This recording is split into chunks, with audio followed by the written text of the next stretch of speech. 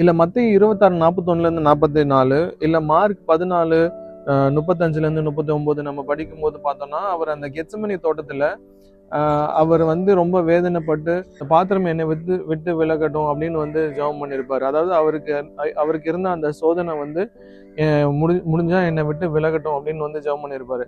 ஆனா அதை முடிக்கும் போது அன்றியும் உமது சித்தத்தின்படி ஆகட்டும் அப்படின்னு வந்து சொல்லியிருப்பாரு. ஸோ அப்ப நம்ம எதுக்காக ஜெபம் பண்ணணும் அப்படின்னு பார்க்கும்போது மத்தேயு 7:21 நம்ம கர்த்தருடைய சித்தத்துக்காக ஜெபம் பண்ணணும். நம்மளுடைய சித்தம் நிறைவேறதுக்காக கிடையாது.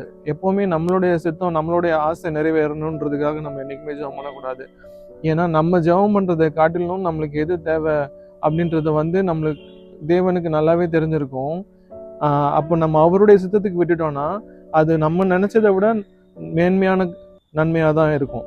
ஸோ இயேசுமே வந்து பாத்தீங்கன்னா அவருடைய சித்தத்தின்படி இல்லாம தேவனுடைய சித்தத்தின்படி சிலுவை மரணத்துக்கு அவரை ஒப்பு கொடுத்ததுனால அவருடைய நாம மகிமை தான் பட்டுச்சு. இப்போ இதே காரியம் வந்து பாத்தீங்கன்னா பழைய ஏற்பாட்டுல கூட யோபு வந்து அவருடைய வாழ்க்கையிலையும் அவருடைய பிள்ளைகள் வாழ்க்கையிலையும் சோதிக்கப்படக்கூடாது, பாவம் வந்து சோதிக்கப்படக்கூடாது அப்படின்றதுக்காக வந்து ஜெபம் பண்ணியிருப்பாரு.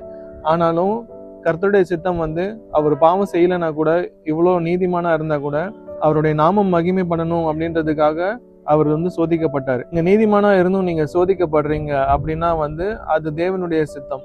என் முன்னிலைமையை காட்டிலும் உங்களுடைய பின்னிலைமை யோபு போல மிகுந்த ஆசீர்வாதமா இருக்கும். அதனால நம்ம